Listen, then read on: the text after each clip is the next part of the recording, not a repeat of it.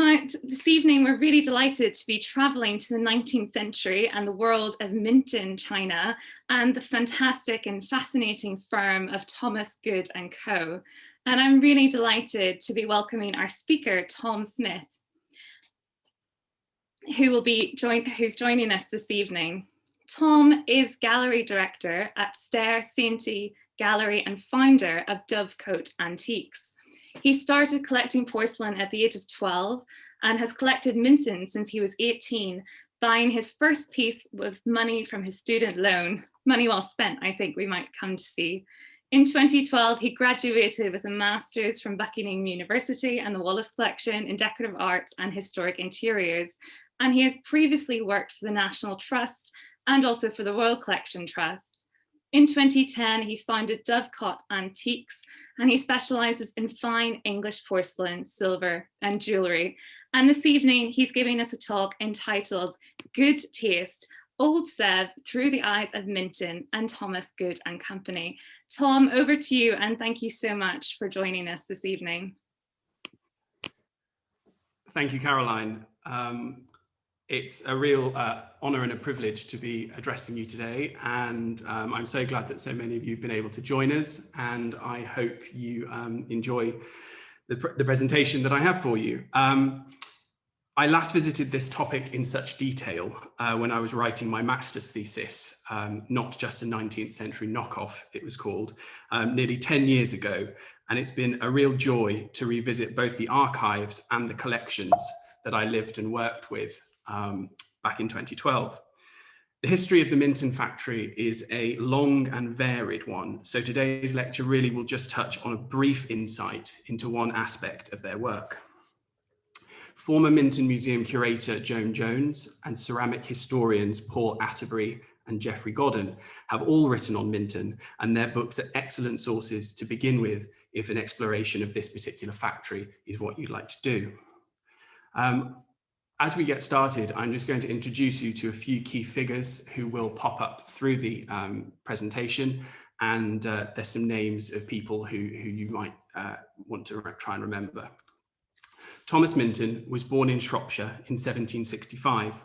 He graduated from the Shrewsbury Grammar School and, following an apprenticeship at the local Carfley Works, moved to Stoke-on-Trent to work for Josiah Spode. He was employed as a plate engraver for blue and white transfer ware and was responsible for some of Spode's most successful patterns. In 1793, he purchased a plot of land and founded his own factory. Initially, production was of earthenwares, and it started in 1796, then porcelain the following year. Bone china was always the body of choice, and Minton, as opposed to soft and hard paste porcelain of Sèvres, and although the bone recipe was altered and improved over the decades, the same principles remain to this day. Most early items were not marked, and this allowed them to be sold as blanks to other factories, including Spode and Chamberlain Worcester, a practice that was done by quite a few factories of that date. They did, however, go on to produce wares under their own name, and Thomas's brother, Arthur, was a Chinaman on Swallow Street, just off Piccadilly. And between 1796 and 1804, he bought £12,000 in stock from Minton. Thomas's second son, Herbert, had been born the year the business was founded and worked there from age 16. He learned all aspects of the trade, from being a travelling salesman to a factory hand. And from 1817, he was a partner and set about raising Minton's profile and turning them into a maker of the highest order. He developed connections with major collectors, gaining access to some of the most famous pieces produced at Sèvres. He cultivated high-level patronage that would not only benefit the sales ledgers of the company, but also the status of the company. And by partnering with leading designers of the day, including A.W.N. Pugin, Dr. Christopher Dresser, and William Goode, Minton went on to produce wares that defined mid-19th century English ceramics. Herbert was also key in hiring the skills of French craftsmen, mainly painters, sculptors, and designers, fleeing political unrest in the 1840s. They arrived in Stoke, and these included the famous sculptor Carrier Bellers and a dynamic and talented craftsman by the name of Léon Arnaud. Arnaud had trained in Paris and practiced painting at Sèvres, And although formerly employed as art director at Minton in 1849, he headed not only the design section, but also took a keen involvement in the technical side of ceramics, improving the porcelain body and inventing a new kiln. Interestingly, an exact copy of this reverse flame kiln was built at the Sèvres factory in 1880. The last member of the Minton family to have a full-time role in running the factory was Colin Minton Campbell, Herbert's nephew. He had entered the factory in 1845, and along with another cousin, Michael Daintree Hollins, they gradually took over from their uncle, who entered semi-retirement in the mid-1850s. Hollins eventually separated from Minton Campbell and formed the famous Minton Hollins Tile Company. Some of you may know from tiles at places like the Capitol and the Foreign Office in London, the Capitol in Washington, DC, I mean. And while Collins stayed with the main ceramics factory, he continued to work with Herbert and then started to pick up from where Herbert left off, and in later life became increasingly involved with the new South Kensington Museum and its predecessor at Marlborough House.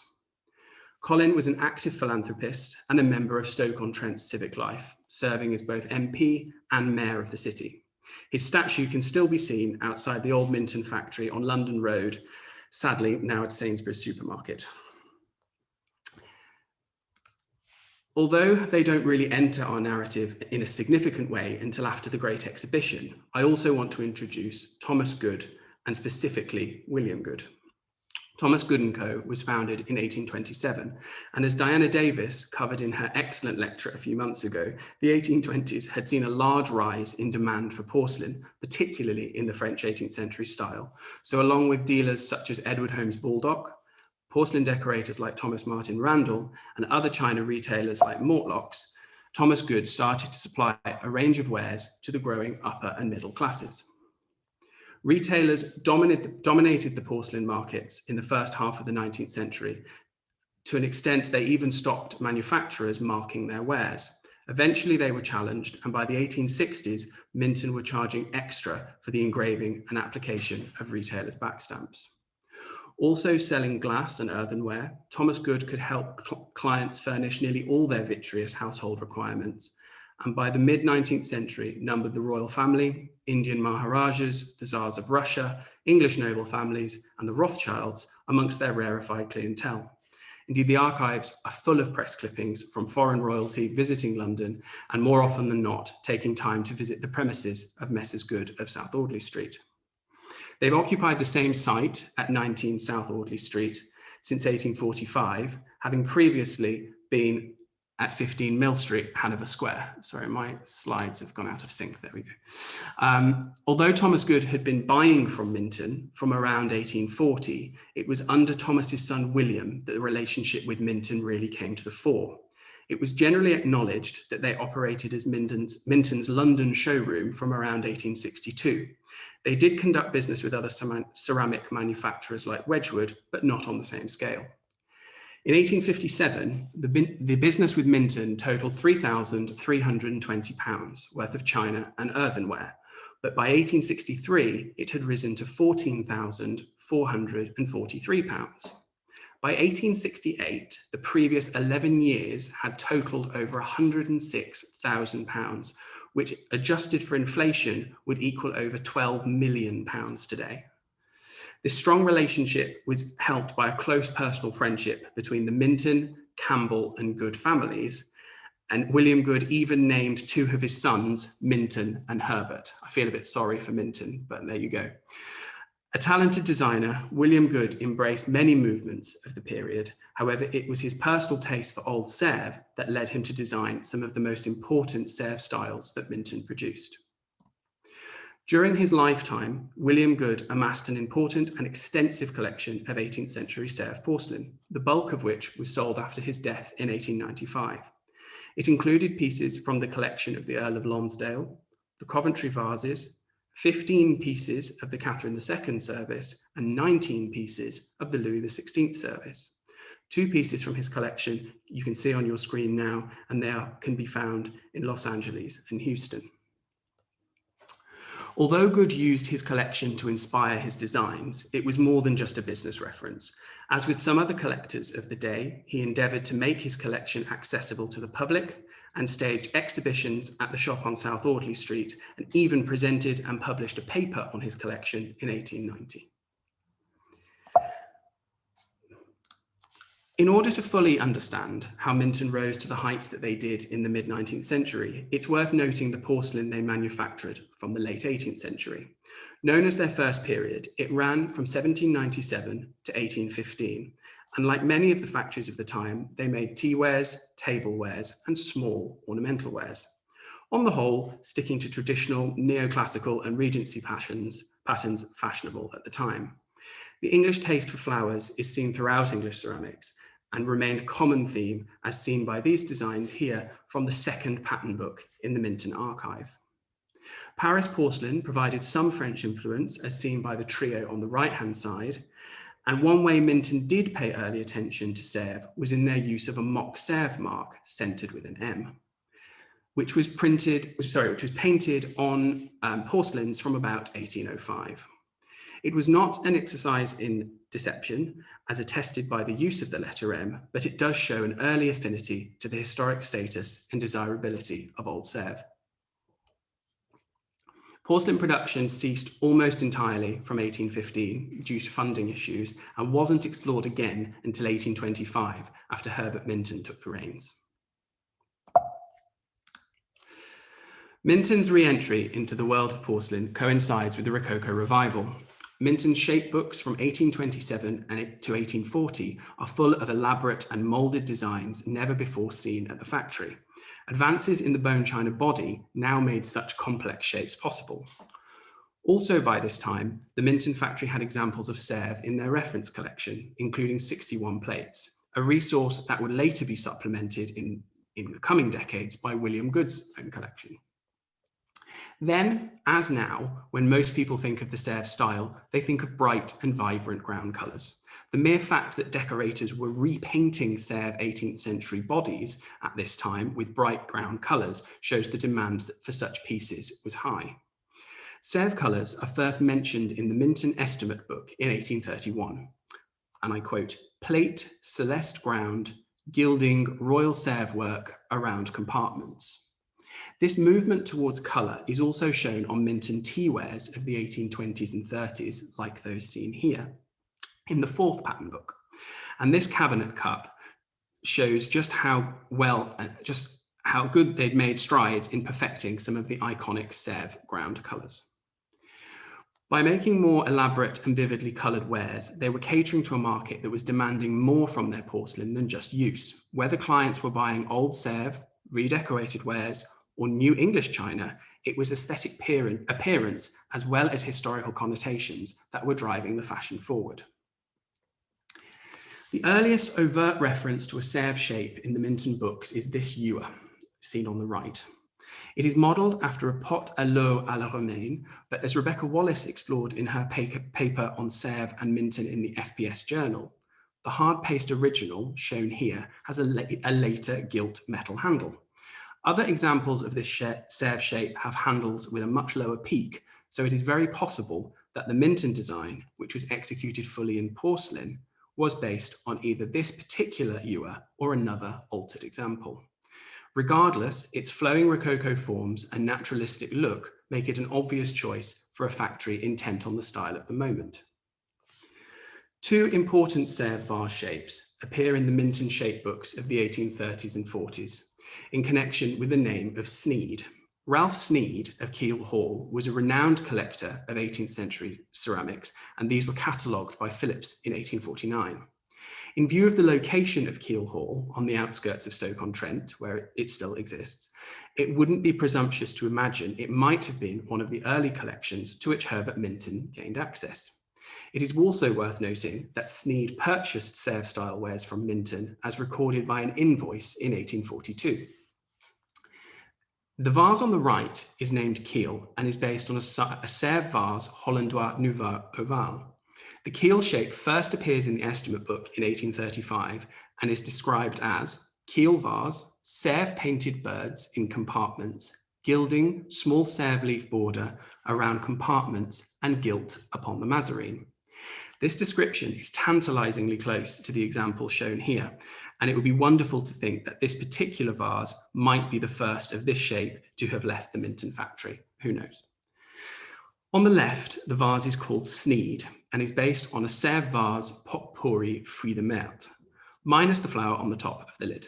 A version of the Sneed vase was shown at the Birmingham exhibition in 1849, which was a precursor to the Great Exhibition, and shows that by the end of the 1840s, Minton were actively promoting and showing their Sèvres style wares. Other references in the shape book relate to aristocratic families and collections such as the Marlboroughs and the Harwoods, and show that Herbert Minton was continuing to be able to access significant collections in order to inform his design choices. Later, this became a bone of contention between him and some of the other makers and retailers within the industry. Mr. Daniel, a London retailer who worked closely with Coalport, noted that he wanted to copy a cup and saucer from a prestigious collection, but was told it would lower the value of the original. He went on to say that Mr. Minton had been treated differently, and I quote, "for there was scarcely a subject in any collection that he was not allowed to copy." Another vase that was treated in a number of different ways was the Sèvres vase royal, or Sèvres Eared vase, as it was known at Minton. All the examples that I have seen of this shape keep true to the Sèvres original in form, a practice more common than not throughout Minton's production. What has been adapted are the types of decoration. These three Minton examples, two of which I've seen up close, date from around 1860, but the records show the shape was first noted in the estimate book in February 1839. The first, in the centre of the screen, is a rare earthenware example dating to 1864 and is painted by the artist Edouard Riche. Riche worked at Minton from 1863 to 1870. He was a student of Corot and worked on many pieces for the 1867 Paris exhibition.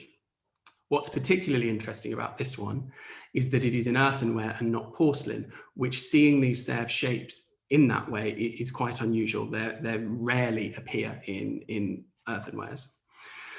The red and green examples show further design variations. The red is particularly notable as it uses gilding and strong ground colour to create a dramatic effect. This form of decoration would become increasingly popular at Minton from the 1880s onwards. Despite their proclivity for using Sèvres shapes as close to original forms as possible, it didn't stop them adapting those shapes to other types of ware, as shown by these two desk sets. The example on the right incorporates a small vase oriel alongside two inkwells based on Sèvres sugar boxes. The one on the left gives the impression of a tray from underneath a pot of oil. What's particularly interesting with this one as well is that the corresponding example, sold at Bonham's in 1993, and I think now in New York, is not just characteristic of a Sèvres shape, but also of Minton's particular interpretation of Sèvres 18th century decoration at this time. They favoured bleu de noir grounds and the delicate tooled gilding very much in the technique as well as the style of Sèvres. A similar decorative scheme was used on a cabaret set bought by Queen Victoria in 1840 and also on the Kiel vase in the previous slide. An important moment in the adaptation and development of the Sèvres style wares at Minton happened in 1842. Monsieur Brognard, who many of you will be familiar with, the then director of Sèvres, sent casts of the 18th century molds to Minton so that they were able to make shapes even more accurate than those previously rendered, but then from the casts, obviously, albeit slightly smaller. Brognard had in fact been aware of Minton for some years and commented, "The museum at Sèvres contains specimens of Minton china made in 1826 and others in 1840, which show very remarkable progress made by Minton in such a comparatively short time. Progress both of the body as well as the brilliance of the colours used upon it." In light of the 1842 arrival, I think it's important to note that the various shapes that we have seen in the previous slides were all in production before the Sèvres casts arrived from France. Therefore, Minton designers had been actively achieving the iconic Sèvres shapes purely by drawing and studying existing examples in collections before the gift from Monsieur Brognard arrived. And the use of those molds would only build upon that strong foundation. Also, the vases we've discussed so far have all been Rococo, which fits with the Rococo revival in the 1830s. But Minton in no way neglected the neoclassical. Neoclassical forms do fill the pages of the shape and design books from the earliest days of Minton's production, but only two overtly Sèvres neoclassical forms appear in the earliest book, 1827 to 1840. Based on the order of the shape numbers assigned to vases in the factory records, the majority of the neoclassical Sèvres was adapted from the 1850s onwards. This is backed up by dates assigned to the existing examples, like the ones here, formerly in the Minton Museum. Just as a side note, the Minton Museum existed up until 2002 and was sold off at Bonham's in 2002 and 2004. And quite a few of the images you'll see and things I reference were in that collection and now are on the whole scattered. So for those of you who weren't aware, that's where the Minton Museum kind of fits in. It's also known that some other neoclassical shapes were shown at the Great Exhibition in 1851, including two shapes based on a Sèvres bouteille à Rubin, which was known as the Harwood bottle at Minton, and a vase Paris Nouvelle form. Neoclassical forms were also used heavily on patio-pat wares made at Minton from the 1870s, under the direction of the Sèvres-trained master, Marc-Louis Solon. The shape suited the tool cameo decoration of patio-pat perfectly. These wares are beyond the scope of this discussion, but are well worth noting as they are spectacular works of ceramic art and one of Minton's most famous and highly sought after creations. Whether Rococo or neoclassical, by the end of the century, Minton would even go so far as to make hybrid shapes that utilized more than one existing Sèvres example. This vase in the bottom right was made at Minton and was made by joining two existing Sèvres shapes together, the vase hollandois and the cuvette marron, and they created a shape not known in the 18th century. It is not clear when this particular shape was first launched. A version of the vase hollandois appears in the 1827-1840 shapebook. However, the pattern on this hybrid vase here was first launched in 1897, when the pattern number was first recorded.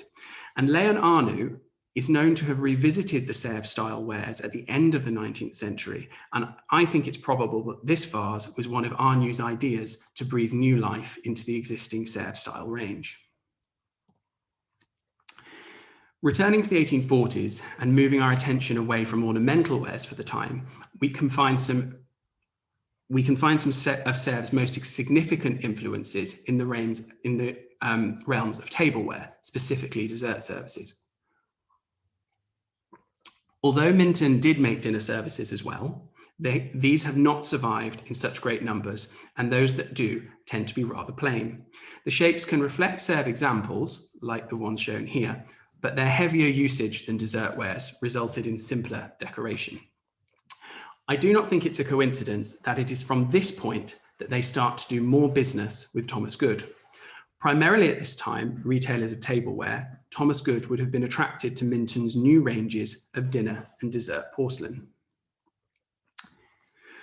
By the mid-19th century, we continued to see a move away from the symmetrical dish settings of service à la française to the single plate courses of service à la russe. This meant that during the meal, more space was available down the center of the table, as you can see here in the print from Mrs. Beaton. Old Sèvres services and their shapes, designed for service à la française, was no longer practical, and consequently English manufacturers focused on designing new and innovative shapes to attract the imagination of society hostesses. It's with this in mind that we see the Corbière pleine transformed into a very delicate and attractive border to dessert wares. The shape became known at the factory as Devon, and the shape was made in both pierced and unpierced versions, and it could be adapted into comports and dessert stands with the addition of sculptural elements. The example shown here, with the cobalt blue edging and Watteau subjects painted within molded and gilded reserves, highlight another key transition between two distinct French decorative styles at the factory. Up until the late 1840s, the predominant decorative style had been flowers, simple landscapes, and small figure groups, most often in Watteau costume. Thomas Kirkby, one of Minton's top painters of the time, challenged this and brought about a revolution in figure painting on porcelain at Minton. He recalled later in life, and I quote, "About 1847, or some 3 or 4 years before the exhibition of 1851, all the decoration done with figure subjects were voto, with no landscapes except a few small trees in a conventional way in 2 colours, copper yellow green and blue green." He goes on to say that when he eventually showed Herbert Minton another form of figure painting, his employer was impressed, and the quote continues, "In a little while, he brought me a slab of French painting, on which was a group of 3 cupids, and asked me if I could paint in that manner. I made the attempt and pleased him. That was the commencement of other kinds of figures, differing from the old-fashioned voto figure painting."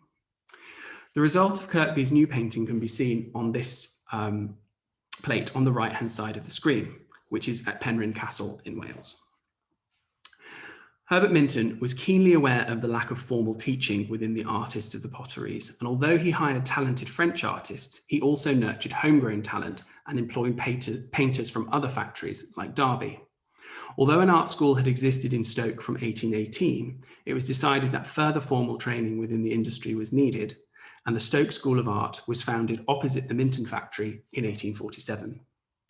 I find Kirkby's story an enlightening illustration, not only in the design process at the factory at the time, but also as a spotlight on the business character of Herbert Minton. Initially unwilling to stray from commercially successful ideas, he altered his standpoint once faced with something of superior quality, embracing it and using it to great effect. Herbert Minton's commitment to excellence and innovation brought about one of his greatest triumphs at the Great Exhibition of 1851. Herbert Minton had been involved with Henry Cole for a number of years. Henry Cole was a key proponent of improving the artistic and scientific achievements of Britain, a cause to which Herbert Minton was also a vocal supporter. They had worked together in 1847 when Cole designed a tea set under the pseudonym of Felix Summerlee and asked Minton to reproduce it in earthenware. Incidentally, the design won a silver medal from the Society of Arts. When Prince Albert and Henry Cole were planning the Great Exhibition, Herbert Minton became a financial subscriber and supported the project robustly. This did not go unnoticed by the Prince, and the two men became quite well acquainted. Once the exhibition came to fruition, Minton took the opportunity to show a large variety of wares, their showpiece being this 116-piece dessert service on the screen now. Obviously, it's too large to include all the pieces, but you can get a sense of its size. Created out of bone china and a recently developed new porcelain body called Parian, it was the first time these two materials had been successfully used together. The Parian invoked the biscuit sculpture of Sèvres, whilst the bone china and its delicate turquoise ground and hand-painted decoration channeled the French factory's porcelain dessert services of the 18th century. There can be no doubt that the design was heavily influenced by the new French team at Minton, and the sculptor of the Parian figures was a Frenchman called Émile Yanist. The porcelain received a bronze medal from the council, the only ceramic factory to be honoured, with the committee remarking, "A fine turquoise imitating as nearly as possible that used on the soft paste of old Sèvres." Quite amusingly, the art journal were a bit more effusive, stating, "Exceeding beauty, designed with pure artistic skill and exhibiting in manipulation and finish a degree of refinement that has rarely, if ever, been surpassed." The Minton Archive contains a fascinating letter from Colin Minton Campbell regaling his mother with the events of the exhibition and particularly his uncle Herbert's triumphs. One comment he makes of particular resonance is in relation to who he considered their only close rival in the ceramics division, and that was Sèvres. He reminds his mother, though, that the factory was state-funded to a tune of £12,000 per year. And this is a fact that must be remembered when discussing Minton in relation to Sèvres, as in both the 18th and 19th centuries, the French state, or French king in the 18th century, financially supported the Sèvres factory, whereas Minton were always a commercial business concern. This being said, Herbert Minton was known among his contemporaries to pursue perfection over profit, and this is clearly shown by the excellent quality of the factory's production at this time. The service was purchased by Queen Victoria at the preview on the 30th of April for 1,000 guineas, an event she even recorded in her journal. As a diplomatic gift, she gave 69 pieces, including all the plates, to the Emperor of Austria and retained the remaining sculptural pieces, commissioning some extra elements and a new set of plates featuring hers and Albert's monogram. It was the culmination of a relationship with Minton that had started back in 1840, but this purchase was by far the most significant transaction to date. Herbert Minton personally accompanied Queen Victoria around the exhibition and was introduced to the Crown Princess of Prussia by the Queen as the manufacturer of that beautiful dessert service. He also personally accompanied the dessert service to Vienna when it was delivered to the Emperor, and I find quite amusingly, the Austrians have never used the service and it remains in the Hofburg Museum where it is in very, very good condition. They considered it too fragile to actually use. Minton's royal patronage was confirmed, and a few years later, in 1856, they were rewarded with their first royal warrant, one that they have retained in one form or another ever since. In later decades, Minton's royal collections were mainly maintained through Thomas Goode Co, who received their own royal warrant in 1863. Their first orders from the royal household came in 1858, and their mark appears on services made for Queen Victoria, the Prince and Princess of Wales, Princess Helena, Princess Louise, and many other royal services. The Victoria Service, as it became to be known, the success of the Victoria Service, as it became known, was met either by customers wanting an exact copy of Her Majesty's purchase or a service that captured the same Sèvres spirit. The National Trust collections contain services from both sides of the Isle, the best examples being housed at Penrhyn Castle in Wales and Tatton Park in Cheshire. With all these subsequent services have in common is their attachment to families who were climbing up the social ladder at a time of increased social mobility within the upper echelons of the elite. It also showed a demonstration of their desire to purchase not only the Sèvres style, but also the wares of Minton themselves, who by this time were becoming a household name. The maker was now in demand as much as the style. The Douglas pennants of Penrhyn Castle in North Wales were of good stock, their family fortune having been made in Jamaican sugar plantations and more recently in the Welsh slate mines. Utilising their large fortune, the family had built up an enormous Norman Revival castle overlooking the Menai Straits and had set about amassing a notable collection of Old Master paintings. Their historicist taste and desire to be at the forefront of society meant that the Sèvres style of Minton were particularly appealing. Edward Douglas Pennant purchased his very own Victoria service, comprising many of the iconic shapes designed in 1851.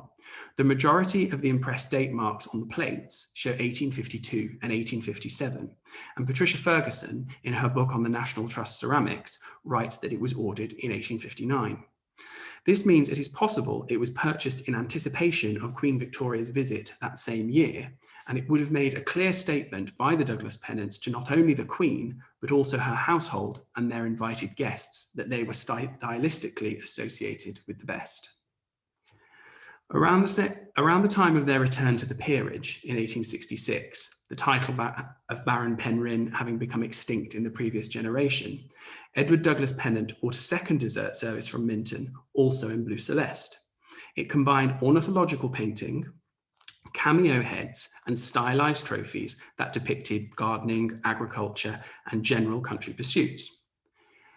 Although obviously appropriate for use in a country house, these decorative schemes also bear the hallmarks of known Sèvres sources. The cameo heads, as we shall discuss in more detail, come from the Catherine II service of 1778 to 79, and the trophies remind us of the decoration on the Sèvres Melbourne service of 1770 to 71.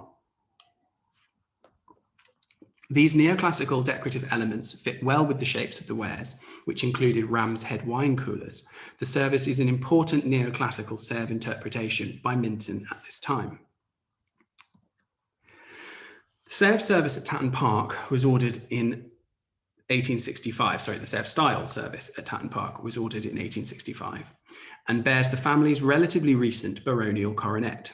William Tatton Egerton was a local MP, large landowner, and served as Lord Lieutenant for Cheshire. This is one of the most overtly Sèvres services that I have come across, and the 34 surviving plates at Tatton bear a strong resemblance to a group of 18th century plates in the royal collection, particularly in the gilding around the reserves. Like the trophy service of the same shape and date made for Penrhyn Castle, the Egerton service focuses on neoclassical forms, as seen here by the same shaped ram's head wine cooler. But whereas at Penrhyn you have a service that loosely follows the rules of neoclassical design in both decoration and form, the Egerton service is neoclassical in form, but Rococo in decoration. This mixing of styles would not have been seen as anything unusual, as the Victorians were less rigidly bound to the old prescribed rules of design. Later additions brought by the Egertons in 1883, particularly by the second Baron, Wilbraham, do feature cameo heads, which were used in a similar way as to those on the Penrhyn service. You can see them on the basis of the comport. And they finally bring an overt neoclassicist element to the decorative scheme. These wares are, however, 2 decades after the motif first appears. The new pieces included comports, candelabra, and a monumental centerpiece. The candelabra, shown here in particular, shows continuing attention to neoclassical motifs and shapes. Also to be found on the Tatton service, as well as the services at Penrhyn Castle, is a small symbol known as the ermine mark. This mark was used at Minton from the late 1840s until the mid-1860s. It was reserved for porcelains fired with a special glaze that allowed ground colours and painted decoration to sink into it, in a similar way to the Sèvres soft-paste porcelains. This technical adaptation to their glazes shows a continued desire to perfect their techniques and overcome some of the differences between soft paste and bone china. Bone china allows for a very smooth application of ground colours, but they do tend to sit quite firmly on the bright white surface.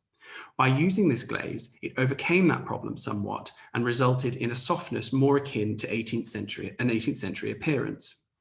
Minton often had to walk a line between achieving the aesthetic of the Sèvres originals whilst improving the technical quality of the wares. And occasionally Minton did make their devotion to 18th century Sèvres to the fullest flowering and modelled with soft paste porcelain.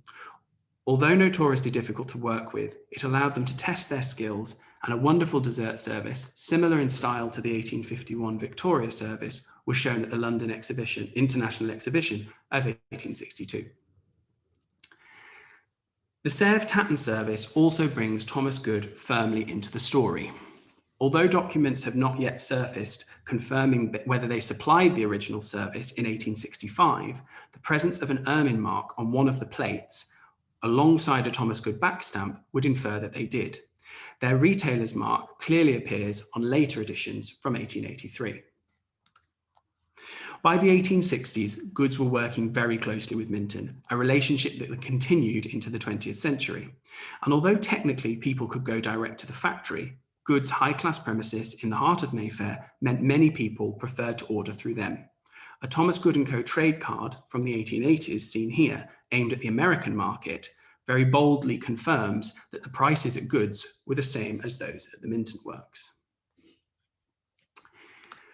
Minton and Thomas Goode Co would often collaborate on entries to the various international exhibitions. Here we can see photographs of the Minton stand at the London exhibition of 1862.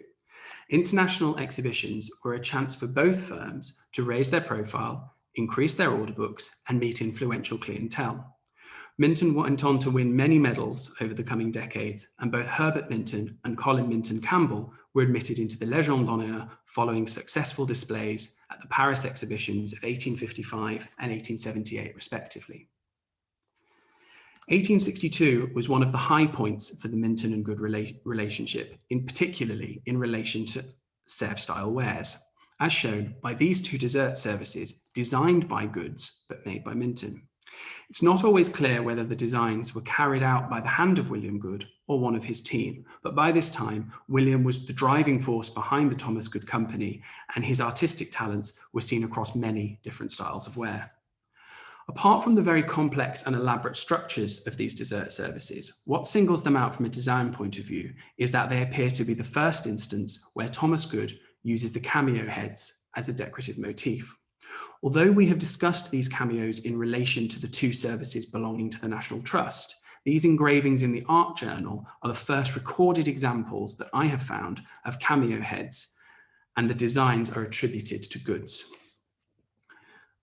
The plates on the trophy service at Penryn do bear date marks for around this time, but they do not show the Thomas Goode retailer mark.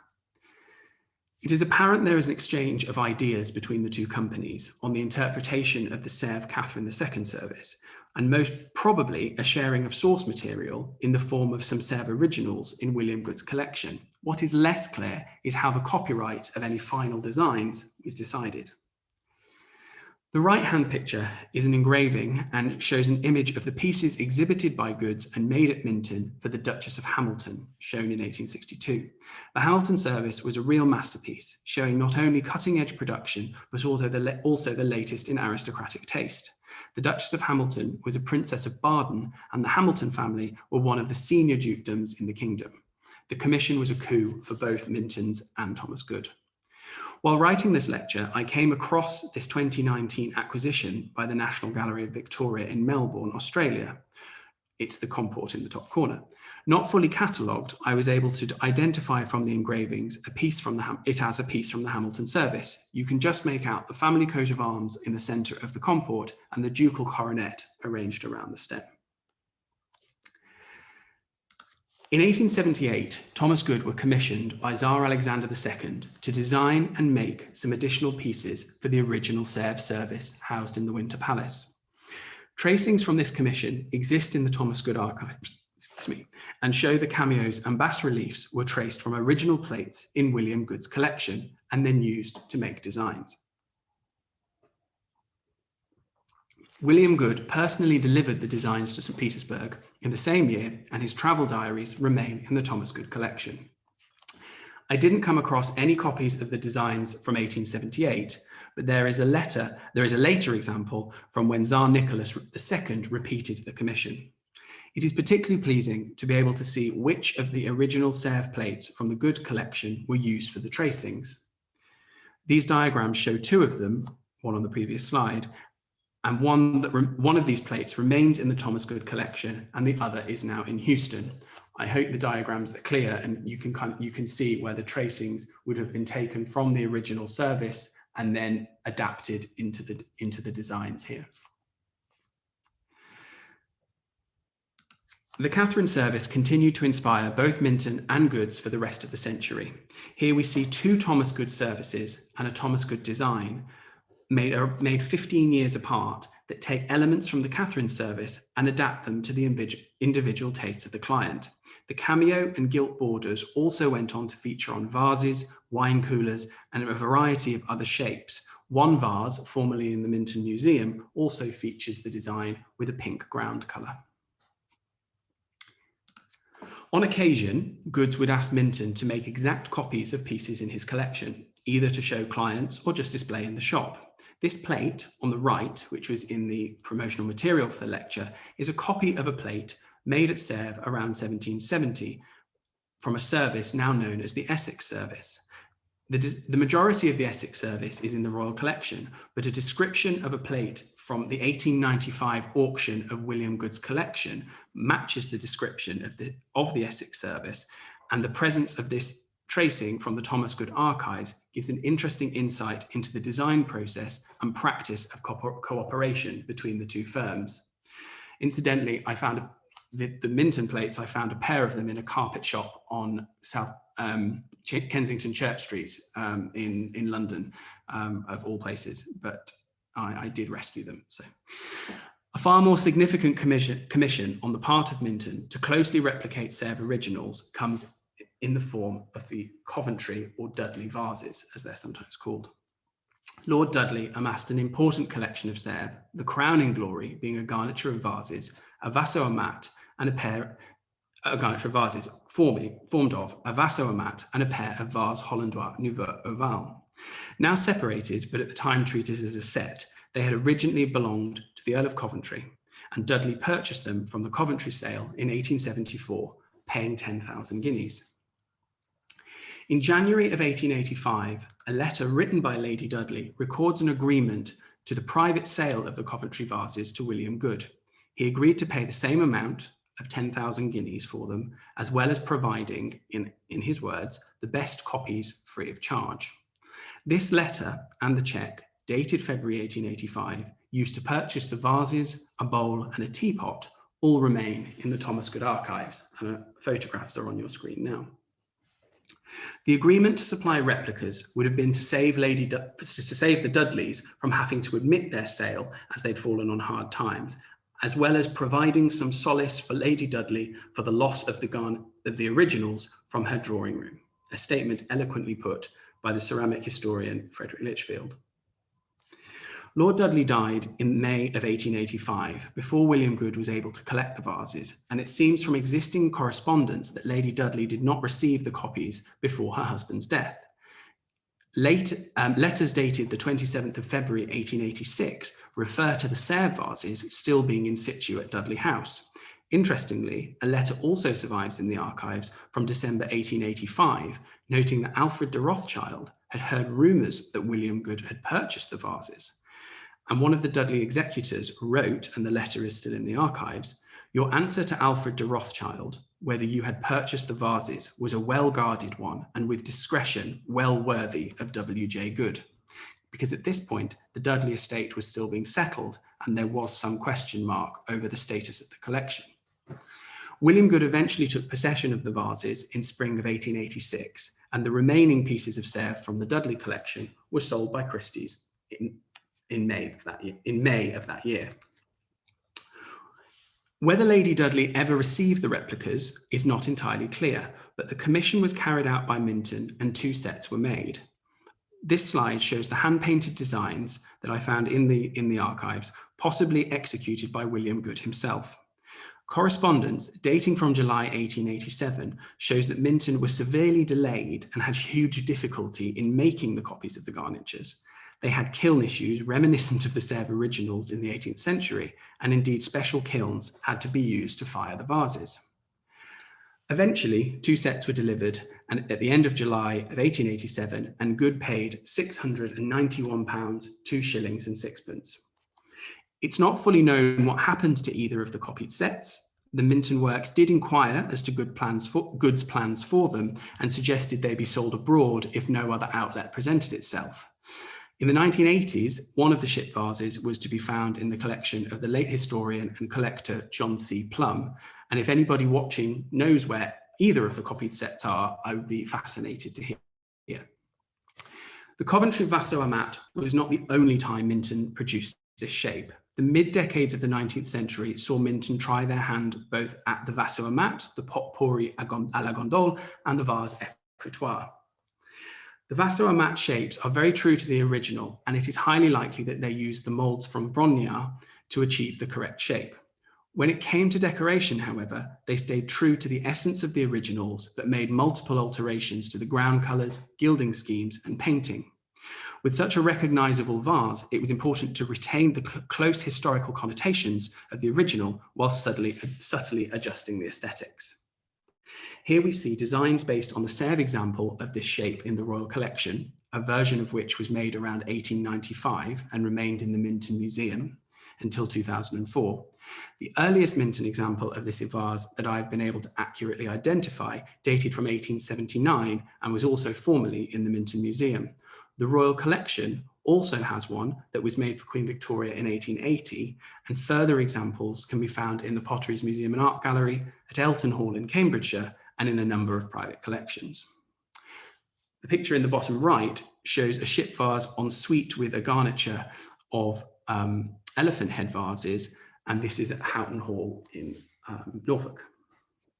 Interestingly, the 1890 Hertford House inventory of Sir Richard Wallace's collection also mentions a ship vase with Bleu du Roi ground and scenes after Wouverman, en suite with elephant head candelabras, as well as a second Vasso-Amat in apple green with birds, painted with birds. The inventory describes both these as Coalport, but Frederick Lichfield later refers to them as Minton, and I'm not sure Coalport ever made this shape, so I believe that the examples were Minton.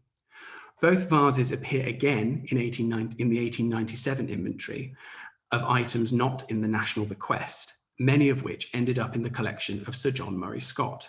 His sale in 1913 mentions the two vases again as Minton, both in lot 191, and annotations from the auction house reveal that they were both purchased by Thomas Goode Co. A vase matching the description and the look of the vase in the Wallace collection passed through Sotheby's in the mid-20th century. And that's pictured here. The fact that collectors such as Wallace owned examples of both factories show how the Victorians didn't see Minton in a different decorative light to that of Sèvres. They were happy for both factories to exist alongside each other in perfect harmony. Sir Richard actually displayed both his Minton ship vases in the front stateroom of Hertford House, alongside, as we know, fine examples of his Sèvres collection, where they would be seen by callers and people visiting the house. The Sèvres examples were more highly prized, and Ferdinand de Rothschild, who also had both factories in his collection, sums it up quite nicely when he says, and I quote, "The keen eye of some friend or inquiring mind of a visitor can be deceived by a replica which is easily and cheaply obtained. And as for old china, think of the peril to which it is exposed by the housemaid's duster or the housekeeper's soap. Far better to get a pair of vases or a service at Minton's and then let the old ones go before it is smashed."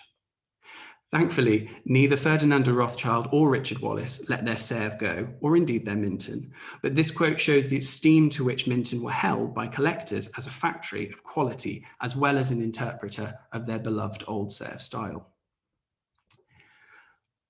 The mid-19th century also, as stated by Reitlinger in the Economics of Taste, was the great days of the chimney-pieced garniture cult, and Minton were ready to furnish this market in whatever way their customers demanded. As we have seen, their own connections and those via goods meant they could access almost any collection in the country to seek design ideas. Also, exhibits at like the Art Treasures exhibition of 1857, the 1862 South Kensington exhibition, and the 1872 Bethnal Green exhibition of Sir Richard Wallace's collection also provided opportunities for close study of Sèvres originals. This allowed them to produce examples of vases that might be impossible for a collector to get in the original. This is a commonly understood practice within the world of furniture, where during the 19th century pieces would be copied by collectors who knew they would not be able to acquire the original. The Wallace collection contains a version of the Versailles Louis XV desk as a case in point. This was not considered in a negative light, just a pragmatic decision by a collector. Minton provided the same service with porcelain. The vase écritoire in the Royal Collection is the only known example of this shape produced at Sèvres. Yet in the oeuvre of Minton, it was one of their most prolific and popular Sèvres-style shapes. The vase became known as the Queen's Vase, or Oval Queen's Vase, and was produced with ground colours including blue celeste, bleu de roi, yellow and green, as well as with a number of different bases and stands. The closest to the original, but still not an exact copy, was in the Minton Museum and was sold at Bonham's in 2002, where it was purchased by the Potteries Museum and Art Gallery and can be seen there to this day. Two further examples are at Shugborough Hall in Staffordshire and in various private collections. Interestingly, Geoffrey de Bellaigue discusses the vase in his 3-volume catalogue on Sèvres in the Royal Collection. 2 moulds for this shape exist at the Sèvres Museum, but both bear slight differences to the finished vase. The fact that Minton examples are a faithful take on the shape of the vase in Buckingham Palace leads one to think they didn't use the Brongniart model when making their version, or indeed they adapted the mould to reflect the drawings they had made of the vase in London. This is further confirmed by the fact that the original has a tooled gilt metal band around the base to support an old crack. On the Minton examples, this is rendered in porcelain as if part of the original design.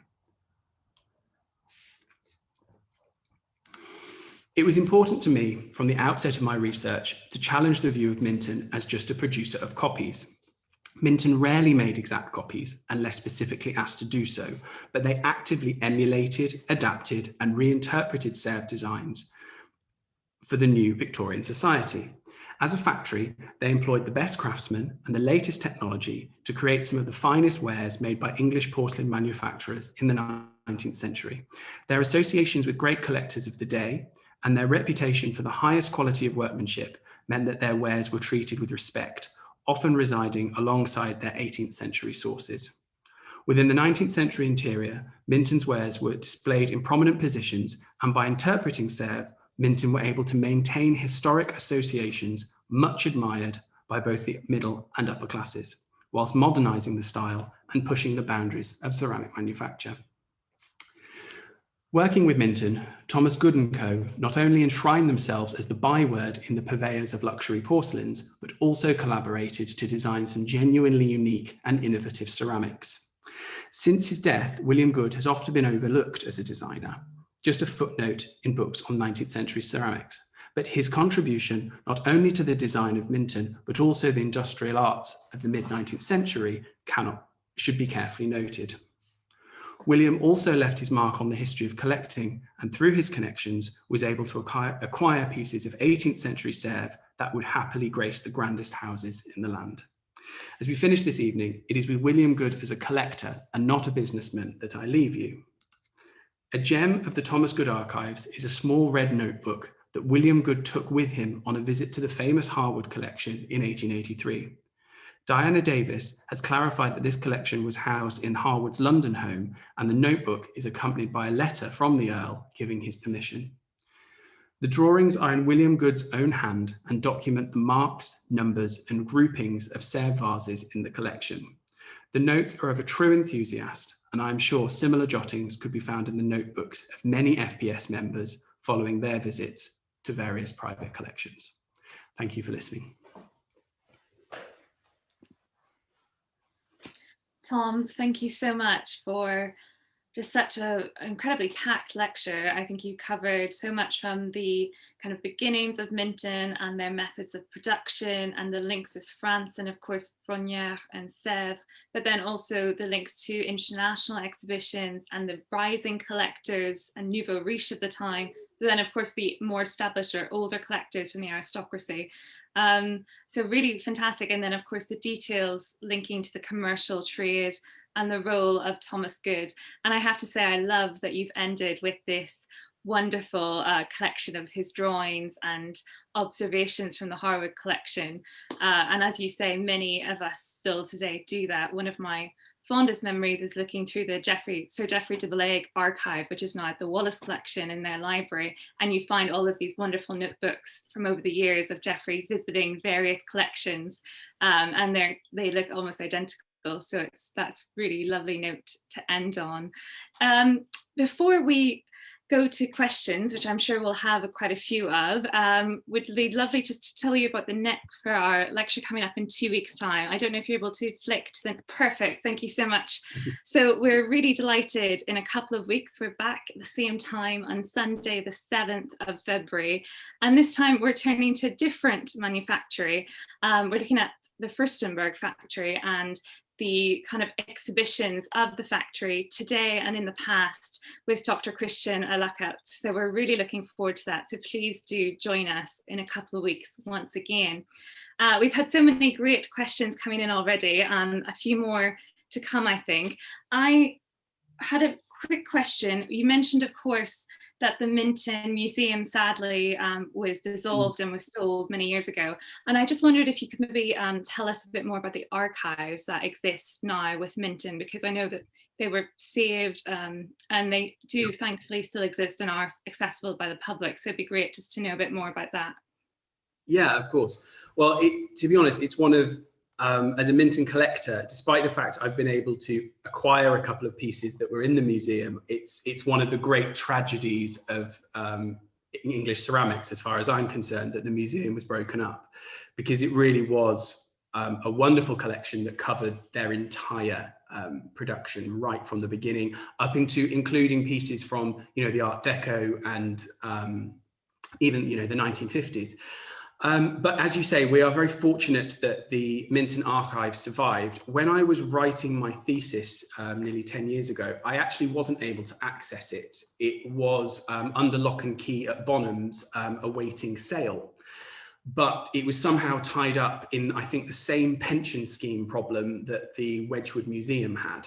And anyway, in the end, it was saved with a grant from the Art Fund and various other fundraising schemes. And it's now held in the archives at the Potteries Museum and Art Gallery. I haven't actually been able to get to see it yet. It's kind of still being, I think, processed, and a lot of it's being digitized. They do have a website where certain pieces have been uploaded. The first 4 pattern books, for example, that cover kind of 1797 to about 1830, 35, I would say, they're fully digitized and online, and you can flick through them. They're by no means complete, as many of us know from other archives. You know, you hope that every pattern is recorded, and that just isn't the case. But they, I think, are working to making the whole thing digital, which would be fantastic. But also, if you go to the V&A Art Library, and one of the great resources I was able to use was the same person who catalogued the Thomas Goode archive, a lady called, I can't remember her first name, but her surname was Jones, and it wasn't Joan Jones, I don't think, or maybe it was. Anyway, she also catalogued the Minton one, and there are some great volumes that detail everything in the archive, but also expand slightly on what some of the documents are. So you're able to get a sense of who the letters are written to, or odd little snippets. So it's well worth investigating. And once this pandemic is behind us, I think I'm going to have to take a mini sabbatical and go and delve into the Minton archive properly. Yes, I think I have been to the Minton archive, and I would suggest that you'll get stuck there for quite a while, but in a good sense, absolutely. And I think Becky Wallace very kindly has just posted a link to the Minton archive in the chat, so do bookmark that for later. We've had a few more questions come in. First of all, from Peter Kellgren, who's asking, of course, you mentioned the role of Thomas Goode as a designer, and very much linked as a retailer in kind of the commercial trade of ceramics. Were there other retailers at the same time doing something similar, or do you think Goode is, you know, slightly out there on his own with what he's doing and the collaborations he's managing to achieve between himself and Minton Factory?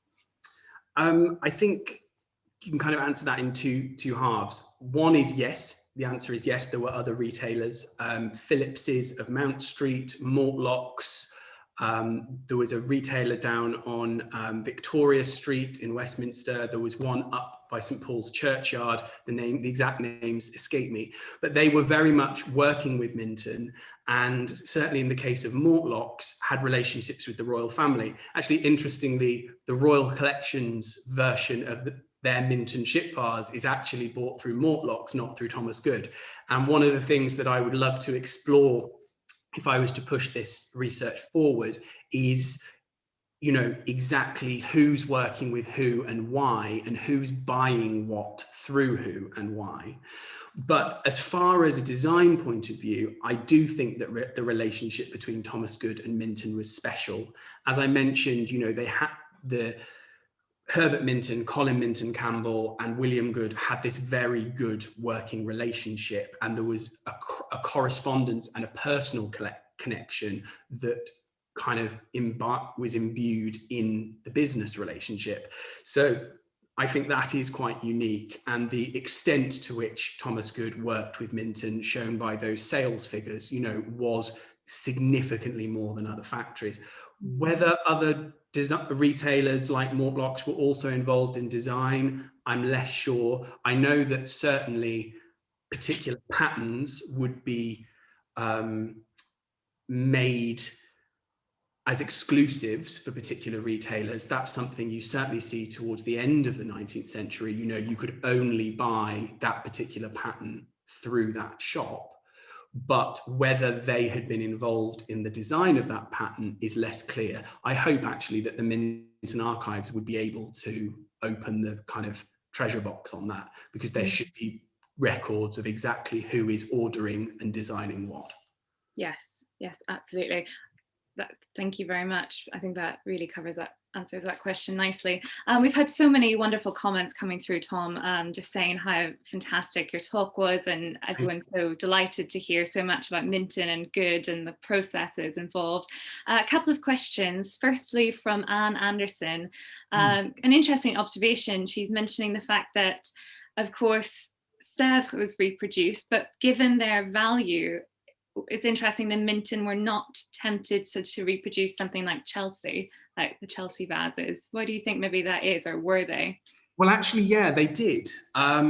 Not so much in the mid-19th century, but if you, again, and you can see this in the Minton archive, if you're interested in that, I really recommend going on there and finding the 1827 to 1840 shape book, because that gives you a wonderful overview of, 15 years or so of designing at Minton, and it is full of pieces that are named Chelsea vase, Flaxman vase, Gothic vase. They do reproduce pieces that look like Chelsea gold anchor. Obviously, they put their Minton twist on them, as I said with Sèvres, but a lot of the shapes were referencing other factories.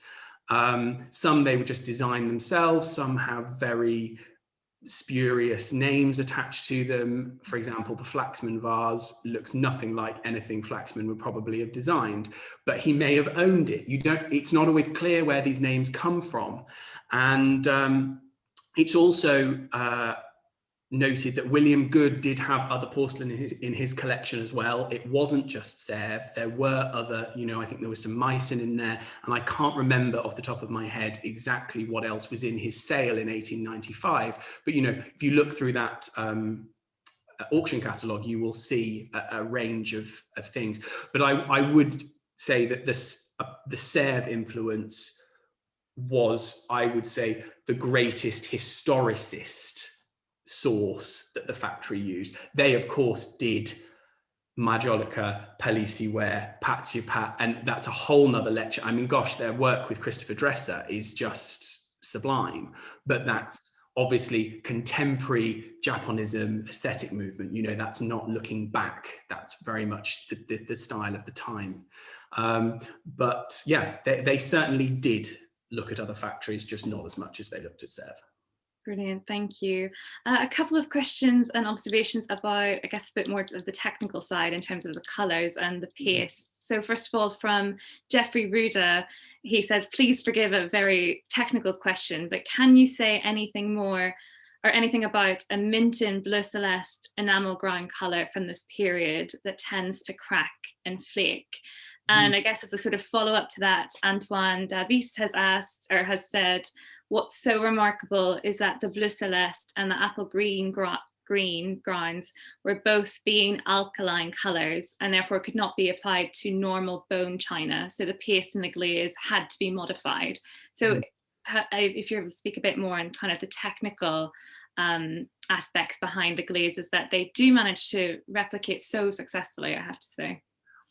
Well, as I think I mentioned to you before we actually went on camera, I'm not a chemist, and actually the chemical side of things is an area that I'm consistently learning about. But the first question is absolutely true. The Bleu Celeste in particular, as unlike the Bleu de Roi, Mazarine, Cobalt, whatever you want to call it, crazes and flakes far more easily. It was often very thickly applied to the porcelain. And as I said, with the bone china, it tends to sit quite almost proud on the surface in some cases, particularly when they're not using the ermine mark glazes. And as a result, it is just kind of almost just more exposed. I know that's not a particularly technical way of describing it, but it is more exposed to the elements, changes in temperature, and there is obviously something in the way it adheres to the glaze, and I'm afraid I don't know the technical reason for that, that results in not just cracking and crazing, but as your person said, flaking. I mean, I've seen Sèvres style plates where the turquoise starts to come off. With regard to the alkaline enamels and the glazes, Minton were consistently trying new things. I mean, they invented acid etched gilding, for example. They were constantly pushing the boundaries of technical manufacture, and that was very much part of Léon Arnoux's role at the factory. And obviously, he'd lived in France. He learned painting at Sèvres. He was very much schooled in the technical side of ceramics, and as a result, he just constantly was trying to perfect the body, the glazes, and the ground colors, to the extent people at the exhibitions in 1851, 1862 commented that they felt the Sèvres style colors were superior to that of the Sèvres originals. You know, it wasn't necessarily superior in the design sense, because obviously Sèvres did it first, but the actual technical achievement was better than the original. Now, talking to the FPS, I am most definitely not going to say that one way or the other.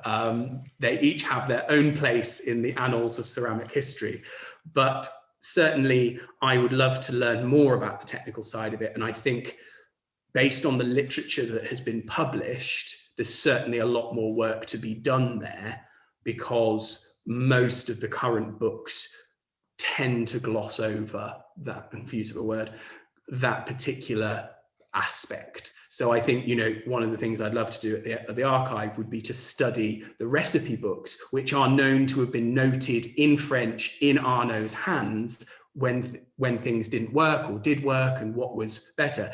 One thing I question myself is why they stopped using this soft glaze that's noted by an ermine mark. It's only really known between the late 1840s and the mid 1860s. Why did they stop using it? Was it because they were able to, they made another technical breakthrough that meant they didn't need it anymore? I don't know. That's an area that's open for some study, I think. Yes, I think it's really interesting.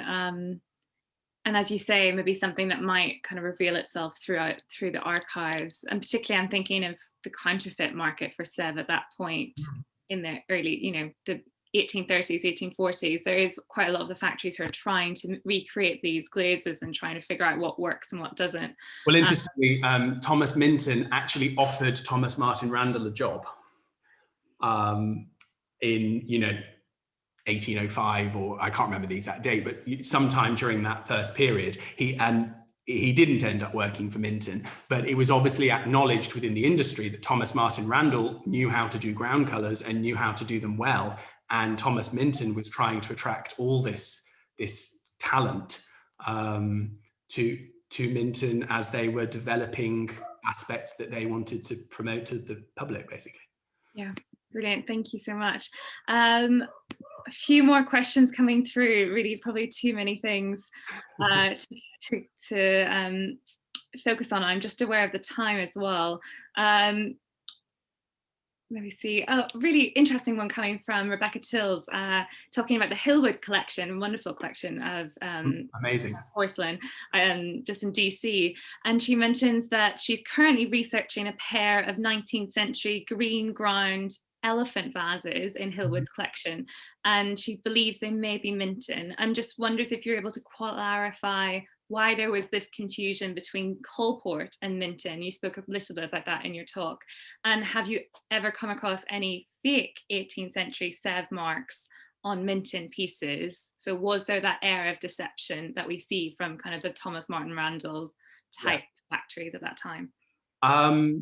No, I haven't seen any fake Minton marks. The closest I would say they got, kind of Minton faking marks. The closest I'd say was at one point they do a slightly spurious crossed swords Meissen on a few encrusted ware vases, kind of in the late 1820s. The National Trust House I used to work at had a pair, but it's so clearly not a real Meissen mark that it wouldn't really fool very many people. And actually, Herbert Minton in particular, but also Thomas, as we saw with that mark used on first period porcelains, they didn't feel any need to try and pass their pieces off as anything other than their own, because they were confident in what they were making. The grey area does come when pieces are unmarked. So because of what I said, certain retailers wouldn't let them mark pieces, or other people. Got some feedback. Then you will get examples that have no marks at all. And that can be where I think the confusion comes in with Coalport, who also, some reading that I've done, Coalport also had some of the casts from Bronya. So Minton weren't the only people to get those. And Coalport definitely did the Minton, the Sèvres vase écritoire. And actually in my thesis, I included a group of wares that are at Assiette Castle. And I know that, Caroline, you and I have discussed these. And initially, I was certain that they were Minton. And one of the reasons I didn't include them in the talk is I now have reason to think they may be Coalport, or certainly some of them, because actually a vase that is in that collection, painted with a reserve of the Duchess of Northumberland, is engraved in the 1862 art journal of the 1862 exhibition, but on Mr. Daniel's stand as Coalport, not as Minton. And that piece entered the collection at the same time as the rest of the Assiette pieces. So some more research needs to be done there to establish exactly what is what. But as far as the vases at Hillwood, it wouldn't be unusual for them to be unmarked. They might have an impressed mark if you're lucky. But if they are unmarked, it wasn't because Minton were trying to pass them off as something else. There will have been a particular reason. It's just not always clear what that was. The same can't be said for Coalport. They definitely did fake some stuff. Certainly kind of, I think around 1830s and 40s. And Coalport's a fantastic factory, don't get me wrong. I love some of the things that they've made, but they did actively try and pass certain pieces off as the real thing, which is a shame because they needn't have done. Their wares are nearly as good as Minton's, let's say. But I'd love, Rebecca, if you're still listening, I'd love to see those vases. So send me some photographs, please. I know you've got my email address. So. Brilliant. Yeah, fantastic answer. And interesting what you said about Assiette and the link between Coalport. And what's also really interesting in terms of the Coalport link is that Thomas Martin Randall's nephew, John Randall, who writes a lot about what their process actually was in the 1850s and 60s, was actively working for Coalport and frequently writes about how he's brought into these grand dining rooms and drawing rooms and people say, oh, here's my old Sèvres, on my mantelpiece. And he says, actually, I painted that at Coalport. So I think there could be a lot more to be said on that. So that's really, really interesting. I think an aspect of that is, and it comes in as we've learned with Diana's talk and other things that you've researched, whether the maker intended to fake it is different from whether the person selling it intended to pass it off as something else. So, an unmarked vase from the 1840s or 1850s may have left the factory fully under the correct labeling, but then later on may well have been sold by a dealer as completely legit or something different or whatever. So I think it's always good to remember that even if something a factory didn't intend, didn't necessarily mean it didn't get lost or purposefully lost in translation further down the line. Yeah, a really good point probably to end on. Well, Tom, I feel like we could be here all evening and we've had so many fantastic comments. Everyone's absolutely loved your lecture. We had 260 people, which is just wonderful, and real credit to you. And I think it's really put Minton into a new light for lots of us. So thank you so much for joining us this evening. That was always my hope. Even if you don't like Sèvres style wares, that's fine, but they have their place in history, as all my friends in the ceramic world hear me bang on about all the time. Brilliant. Well, thank you so much. And thank you everyone for tuning in. It's been wonderful to see so many of you from, again, all across the world. We do hope you're all keeping safe and as well as can be in these times. And it's just really nice to be able to welcome you back every couple of weeks and hear such phenomenal talks. So please do join us again on Sunday, the 7th of February at 6 p.m. And we'll see you all then. Stay safe, everyone. Good night. Thank you. Goodbye. Bye.